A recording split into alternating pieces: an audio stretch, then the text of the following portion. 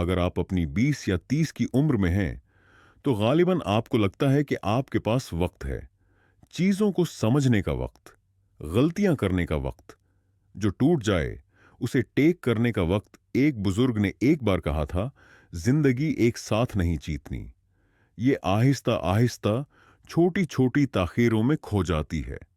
ये नसीहत हर एक के लिए नहीं है, ये उन लोगों के लिए है जो अब भी समझते हैं कि बाद में यकीनी है।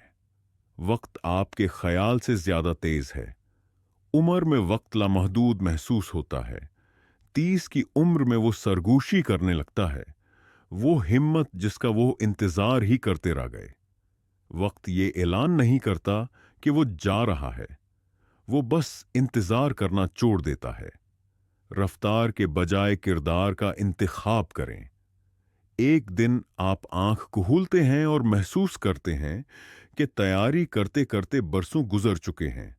बुजुर्ग नाकामी पर अफसोस नहीं करते, वो ताखिर पर अफसोस करते हैं।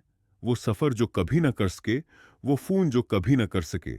दुनिया आप पर तेजी का दबाव डालती है, तेज कामयाबी, तेज पैसा, तेज पहचान। लेकिन बुजुर्ग आपको ये बताएंगे, रफ्तार शूर पैदा करती है, करदार विरासत बनाता है। जवानी में शॉर्टकट से दलक्ष लगते हैं, लेकिन बाद में वो सूद वसूल करते हैं।